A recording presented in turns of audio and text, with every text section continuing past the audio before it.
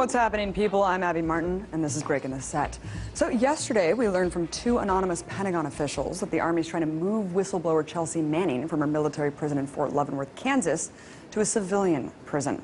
Now, the whole reason behind the move is because Manning is seeking treatment for her gender dysphoria, a condition in which a woman is trapped inside of a man's body, or vice versa.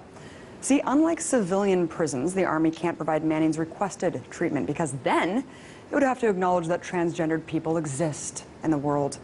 Of course, officially transgendered individuals are also barred from serving in the U.S. military. Listen, at the very least, it's a good thing that the Army is trying to accommodate Manning's necessary treatment, but how sad is it that her life may be put in harm's way just because the military is still operating with a 20th century mindset? Civilian prisons are notoriously more dangerous than military ones. In fact, Manning's lawyer, David Coombs, had this to say about the situation. He said the military's refusal to provide necessary medical treatment to Chelsea is flat-out transphobia. Rather than deal with the reality that transgendered persons are currently serving in the military would seek to pawn off any responsibility. So if you want to see the Army live up to its obligations and provide Chelsea with the treatment she needs and deserves, then join me and let's break the set.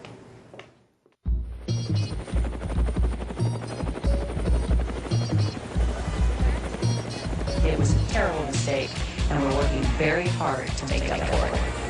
And once again, we put something on the air. It's a flat-out lie. Have you ever had sex with Governor Rick Perry? No, wait. Do not answer that. I want you to watch what we're about to do because you've never seen anything like this on television.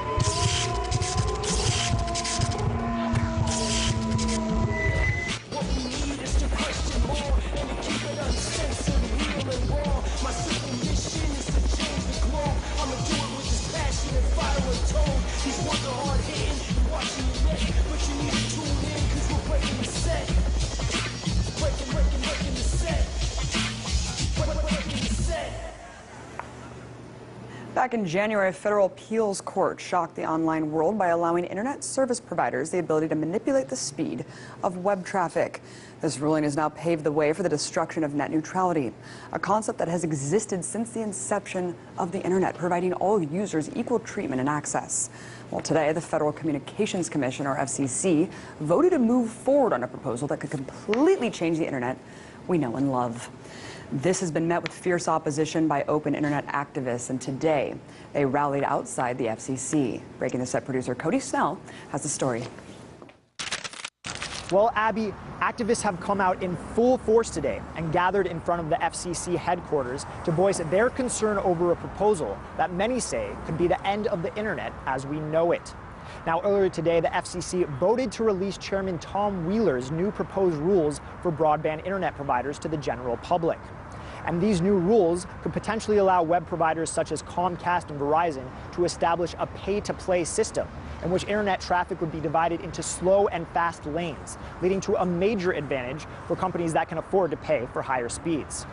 Now, backlash from the internet community has already forced Wheeler to revise his original proposal to specifically give the FCC the power to examine any deal that would put non-paying companies at a disadvantage.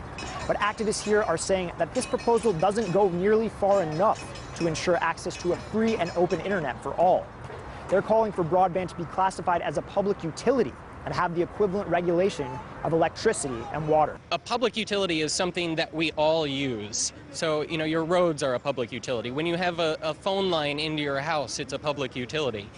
Why is the internet any different? Right now we're facing a frightening future in which there would be a fast lane for mega corporations like Verizon and Comcast, essentially a tiered internet, which would allow them to flood the internet with their content, to dominate the internet in essence at the expense of the rest of us. So startups, nonprofits, small news organizations would be suffocated under these new rules. And that would destroy the things we prize the internet for, like entrepreneurship, innovation, creativity, free and fair information sharing. It's unconscionable. It would be like telling people you can't buy a newspaper. You can't have access. You can't print in a newspaper. You can't communicate with people. If they make our speech controlled, meaning we don't have the free access, the high speed, and able to connect to all services, that's an infringement of our rights, and we're not going to sit back and take that lightly. It'll also impact average consumers because it means you're going to pay more for access to the internet, and you're going to face a system where you might be able to pay for a basic internet service, but then if you want a fast lane to Facebook and YouTube and the sites that you use every day, you could have to pay more for that. And what you won't get is you won't get fast access to your uncle's blog. You won't get fast access to the next startup. You won't get fast access to non-popular speech. And that has dramatic impacts on the economy, on free speech, on the internet, and the future of this country. So clearly you can see that the issue of net neutrality is vitally important to all of those here today, as well as internet users around the country. And no matter what happens next with these proposed rules, those that have gathered in front of the FCC today will not be satisfied until an internet free of corporate manipulation and discrimination is firmly cemented and codified. In front of the FCC buildings in downtown DC, Cody Snell, breaking the set. So now that you've gotten a sense of what happened on the ground today outside the FCC, I wanted to get a perspective on net neutrality that's rarely discussed, how creative entrepreneurs, particularly independent musicians and artists, will suffer in a post-net neutrality world. So to discuss just that, I'm joined now by Casey Ray, Director of the Future of Music Coalition. Casey, thanks so much for joining me. Thank you. As an advocate for fairness in music, independent musicians, I wanted you to explain to our audience, how does music relate to net neutrality?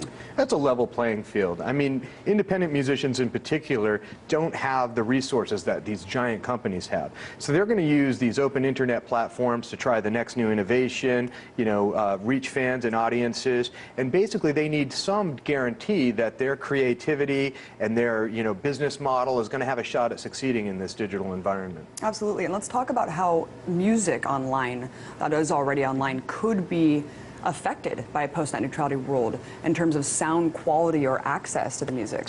Sure, well, when you think about music, it's not just the MP3 file anymore. Music is an indispensable layer of all kinds of media. So we're in a post-media or a mixed media environment, and we don't want to disadvantage tomorrow's creators in trying out new things and creating amazing and exciting new content. We want that content to have an opportunity of reaching fans, even if the creator of that content doesn't have the deepest pockets. Mm-hmm. Yeah, I was even thinking like sound quality, like SoundCloud. I mean, unless they pay these internet service providers the money, I mean, who knows how that will be affected as well, just simply listening to music. Yeah, that's right. And, there's been a lot of talk on the musician side about which business models work better than others. And some musicians feel that Spotify or some of those big platforms might not be the best deal economically. Well, you want a fighting chance at something that might be more workable for musicians. Where's that going to come from? Probably not the big corporate side. Maybe it's going to come from a smaller innovator, like a developer or whatever. And I think it's really important for artists and app developers and folks who create these platforms to realize that their incentives are aligned here. We want to get that music to people. We want people to find it in the most exciting ways. We want the creators to be compensated, and we want them to have a fighting shot. And is this precisely why the Future of Music Coalition signed this letter to the FCC chair, Tom Wheeler? What did the letter say, and who was involved in the draft?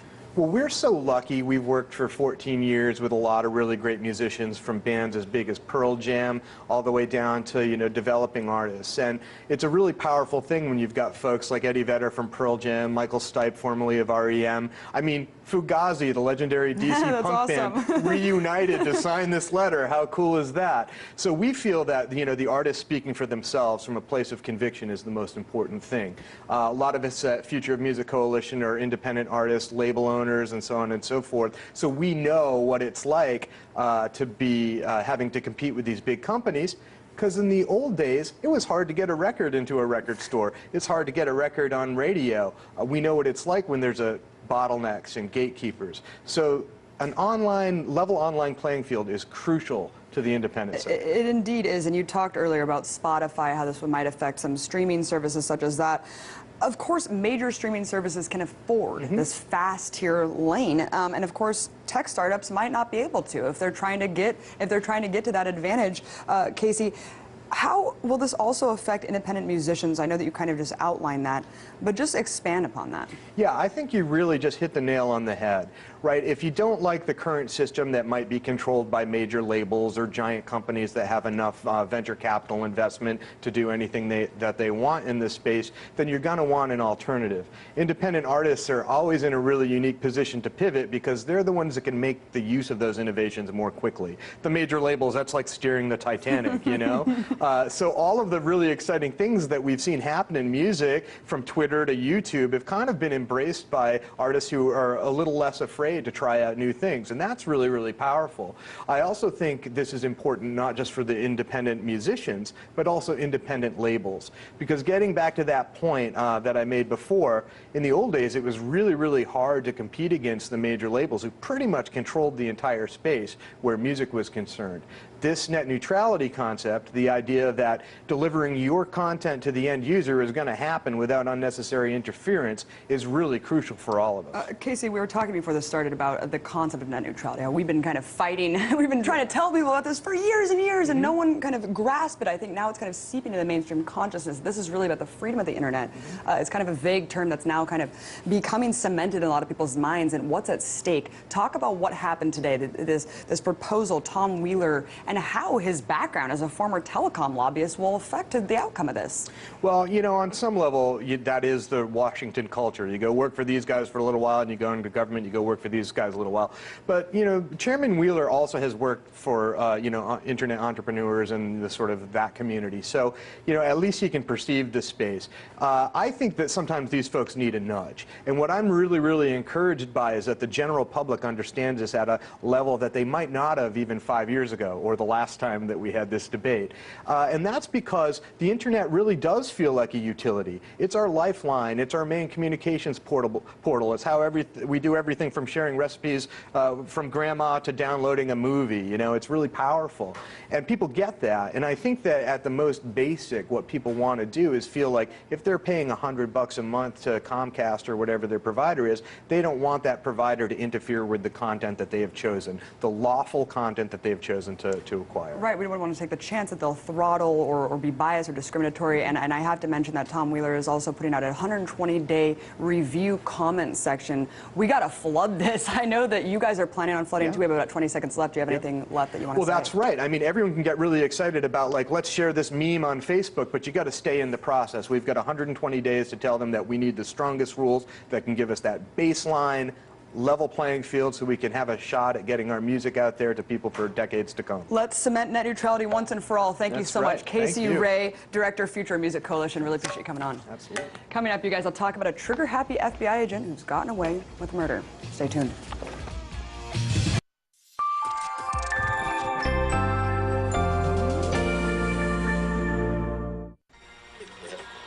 Five seconds. And over the mic is all fueling to go. Did you know the press is the only industry specifically mentioned in the Constitution? Stand by. That's because a free and open press is critical to our democracy. Track Alpha. Roll Alpha. In fact, the single biggest threat facing our nation today is the corporate takeover of our government and our press. Stand by, camera one. We've been hijacked by a handful of powerful transnational corporations that will profit by destroying what our founding fathers once built up. I'm Tom Hartman, and on this show, we reveal the big picture of what's actually going on in the world. We go beyond identifying the problem. We try to fix it. Rational debate and a real discussion of the critical issues facing America. Stand by on camera, go. Ready to join the movement? Then welcome to the big picture.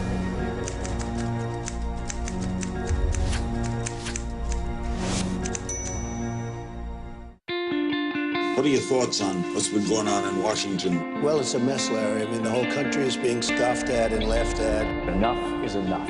The media, the candidates, the corporatocracy, covering issues that actually affect you and me doesn't do too much for ad revenue. Biotech agriculture giant takes on a 76-year-old American farmer based in Indiana. How much fallout do you think this is going to create for the CIA?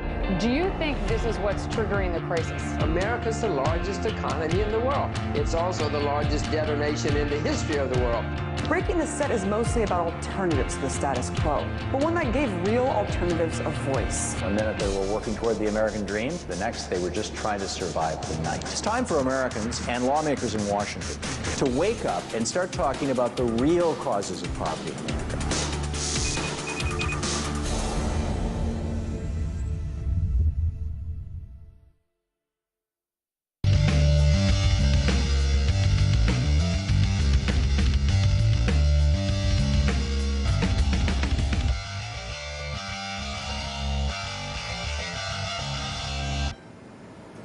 Last year, the city of Boston was shaken when its annual marathon was tragically bombed, leaving 3 people dead and 264 others injured.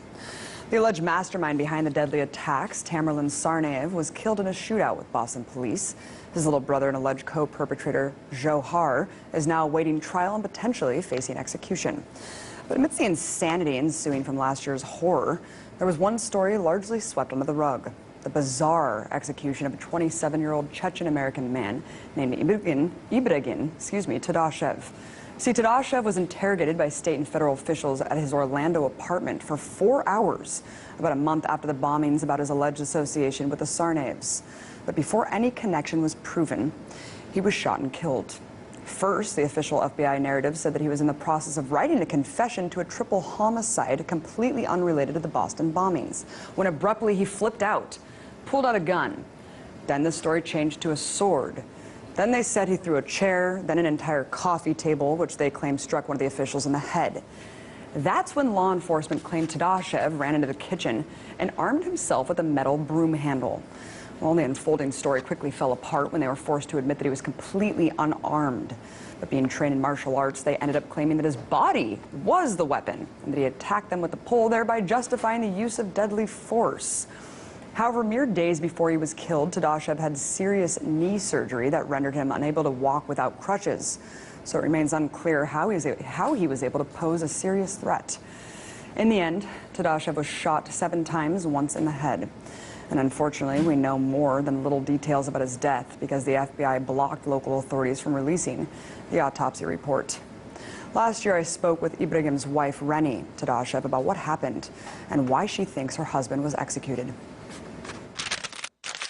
I do not know. I can't even say why. It was just, I don't know. There was, if you saw the pictures, there was 5 deadly shots. If they were trying to say there was a self-defense, they were trying to stop him, that is so unacceptable to how you stop the person. There is not a single shot in the arm, in the legs, anywhere. It was 3 in heart, 1 in liver, 1 in the head. So that's just a straight death. Indeed, it was deadly. And despite multiple investigations launched to get answers, an internal FBI review and Florida state attorney recently cleared the FBI agent who fatally shot Todashev of any wrongdoing. The Florida prosecutor's ruling stated that the actions of the special agent of the FBI were justified in self-defense and in defense of another. The other state trooper present at the time of the shooting stands in solidarity with the special agent, claiming that he was in fear of his life, that the shooting was indeed justified. What a shock. Well, over the last year, the FBI, Massachusetts, and Florida state officials have kept the identity of those involved secret for fear of repercussions. Yet, thanks to unredacted documents obtained exclusively by the Boston Globe, we can now identify the FBI agent who ended up executing Todashev as Agent Aaron McFarland. And wouldn't you know, McFarland was an Oakland police officer before becoming a special agent. No wonder he shoots to kill. Turns out this guy has quite the controversial record in his short time on the OPD force. See, McFarland worked with the OPD during the biggest scandal in the department's history. Between 2000 and 2004. According to the Boston Globe, Oakland fired 4 police officers who called themselves the Writers after prosecutors filed criminal charges against them in 2000 on accusations of beating and kidnapping people, making false arrests, planting evidence, and falsifying police reports. Now, McFarland testified in defense of the Writers. When it came to light that he was also fraudulently filing police reports at the request of the main writers, he ended up pleading the 5th to prevent further incrimination against himself. But it turns out that he was in legal trouble also for committing the same types of acts as the Writers. In 2003, McFarland was sued twice for his egregious behavior as an Oakland police officer. First, for beating both a man outside of a hospital and a witness who saw that beating, and for falsely arresting that witness. Another case was a similar false imprisonment and unlawful beating. Sounds like a really, really great guy, serving and protecting by singling out witnesses and beating the crap out of them. Good job. Well, after serving a long and hard 4 years on the police force, McFarland complained of injuring his leg and ended up retiring with a hefty pension of more than $52,000 annually for the rest of his life. But apparently that injury didn't deter him from joining the FBI as a special agent. And besides the Todashev killing, we don't even know what he's been up to for the last 10 years. According to Carol Rose, executive director of ACLU of Massachusetts, we still don't know what even happened, nor why the explanations from those who were present at the shooting have been inconsistent, suggesting at various times that Mr. Todashev allegedly threatened agents, including with a knife, a pipe, a stick or pole, an agent's gun, the deceased's martial arts training, or even a samurai sword. Unfortunately, the investigators on the case weren't even able to interview McFarland about what happened and simply had to make their ruling based on pre-written statements from the agent. This alone should prove the reports inconclusive, and the investigation should be reopened. But don't hold your breath. According to the New York Times, through a FOIA request between 1993 and 2011, FBI agents fatally shot about 70 subjects and wounded 80 others. And in every single case, the agent's use of force was determined to be justified. One thing is clear, though. When a federal agency coordinates with so many forces trying to suppress the truth, and even the name of a public officer that works for us, usually there's something to hide.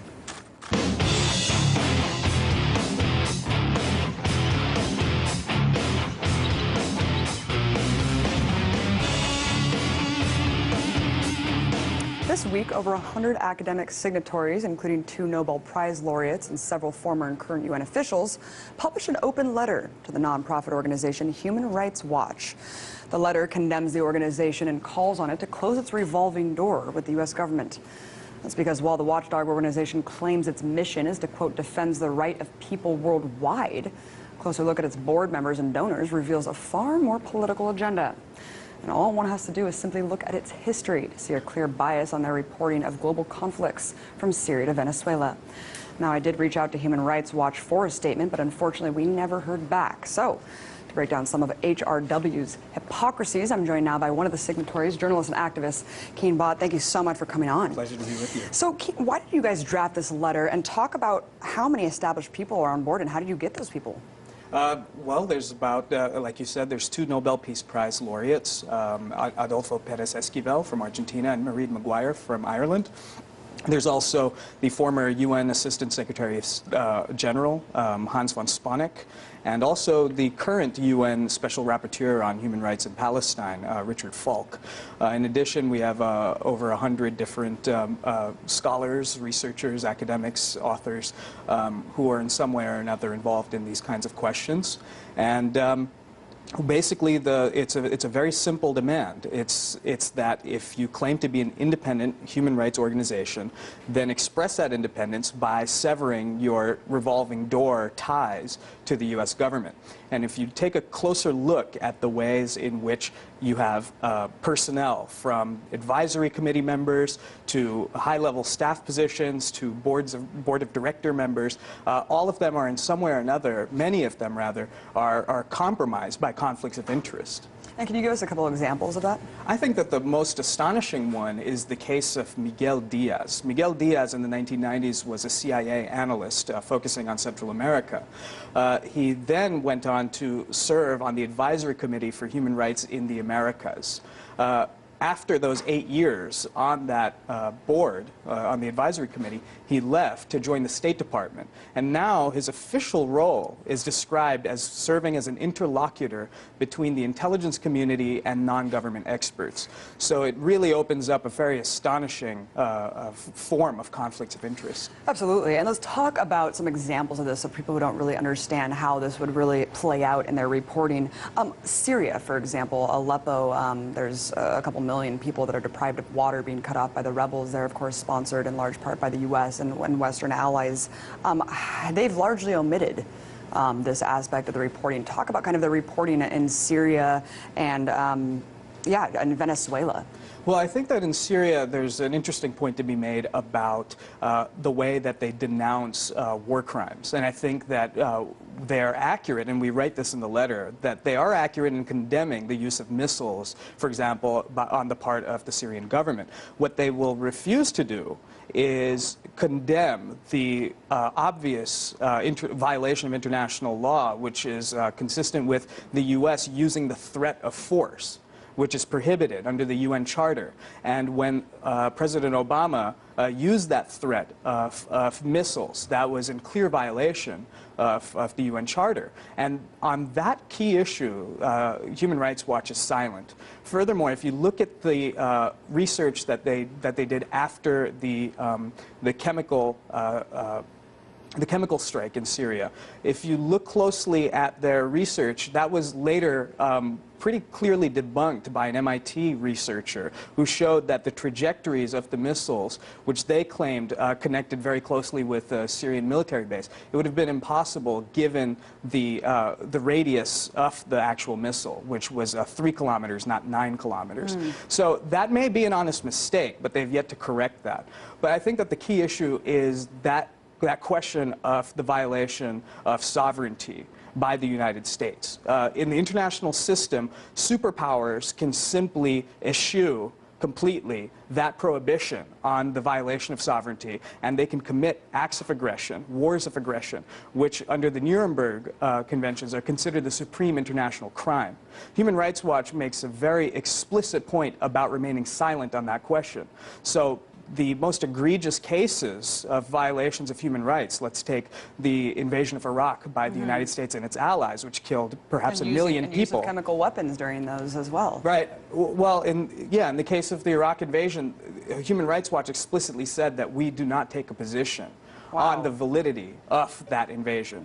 So that's one of the key components of a way in which they use international law in a very narrow sense when it comes to war-related behaviors, but they won't say anything about the validity of actual aggressive actions. Very, very interesting. And like I briefly mentioned Venezuela, and of course there's a lot to get into, but you've written extensively about their coverage of Latin American issues, the coups, kind of just their perception of the coups, Haiti, Honduras, and Venezuela, the recent protests there. But I wanted to move on to their donorship. Who is backing Human Rights Watch? Well, it's interesting. If you look at the two co-chairs, they're both investment bankers. If you look at their vice chair, he's a senior manager at the Blackstone Group, which is a private equity fund created by Pete Peterson, the kind of notorious billionaire who's passionately sought to eviscerate Social Security and Medicare.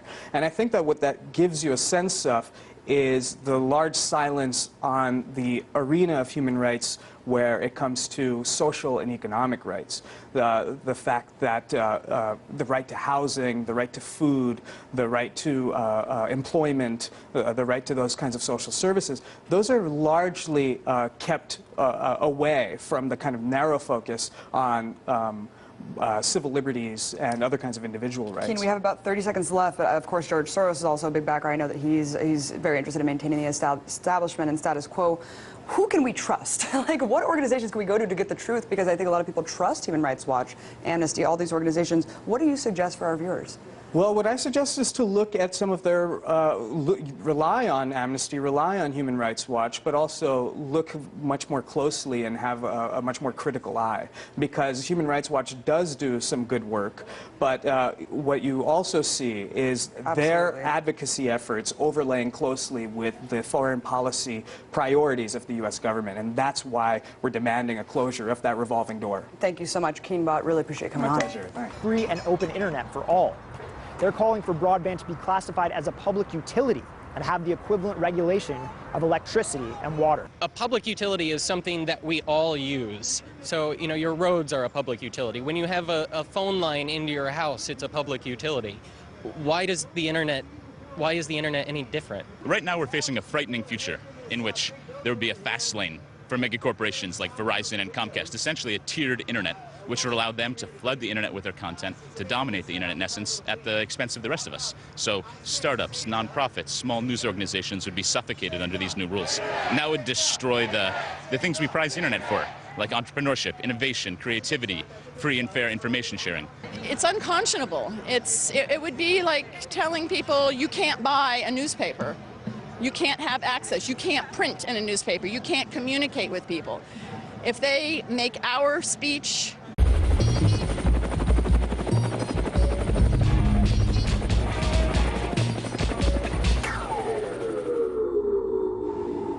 What's happening, people? I'm Abby Martin, and this is Breaking the Set.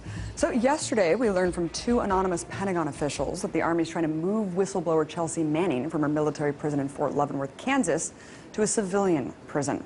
Now, the whole reason behind the move is because Manning is seeking treatment for her gender dysphoria, a condition in which a woman is trapped inside of a man's body, or vice versa. See, unlike civilian prisons, the Army can't provide Manning's requested treatment because then it would have to acknowledge that transgendered people exist in the world. Of course, officially transgendered individuals are also barred from serving in the U.S. military. Listen, at the very least, it's a good thing that the Army's trying to accommodate Manning's necessary treatment, but how sad is it that her life may be put in harm's way just because the military is still operating with a 20-day? They rallied outside the FCC. Breaking the Set producer Cody Snell has the story. Well, Abby, activists have come out in full force today and gathered in front of the FCC headquarters to voice their concern over a proposal that many say could be the end of the internet as we know it. Now, earlier today, the FCC voted to release Chairman Tom Wheeler's new proposed rules for broadband internet providers to the general public. And these new rules could potentially allow web providers such as Comcast and Verizon to establish a pay-to-play system in which internet traffic would be divided into slow and fast lanes, leading to a major advantage for companies that can afford to pay for higher speeds. Now, backlash from the internet community has already forced Wheeler to revise his original proposal to specifically give the FCC the power to examine any deal that would put non-paying companies at a disadvantage. But activists here are saying that this proposal doesn't go nearly far enough to ensure access to a 20th century mindset. Civilian prisons are notoriously more dangerous than military ones. In fact, Manning's lawyer, David Coombs, had this to say about the situation. He said the military's refusal to provide necessary medical treatment to Chelsea is flat-out transphobia. Rather than deal with the reality that transgendered persons are currently serving in the military would seek to pawn off any responsibility. So if you want to see the Army live up to its obligations and provide Chelsea with the treatment she needs and deserves, then join me and let's break the set.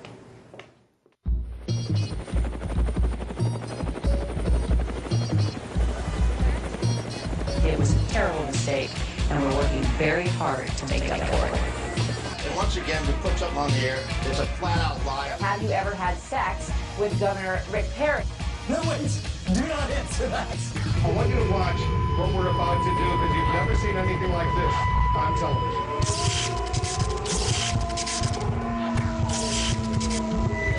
What we need is to question more and to keep it uncensored, real and raw. My simple mission is to change the globe. I'ma do it with this passion and fire and tone. These words are hard hitting, you're watching your neck, but you need to tune in because we're breaking the set. Breaking the set. Breaking the set. Back in January, a federal appeals court shocked the online world by allowing internet service providers the ability to manipulate the speed of web traffic. This ruling has now paved the way for the destruction of net neutrality, a concept that has existed since the inception of the internet, providing all users equal treatment and access. Well, today, the Federal Communications Commission, or FCC, voted to move forward on a proposal that could completely change the internet we know and love. This has been met with fierce opposition by open internet activists, and today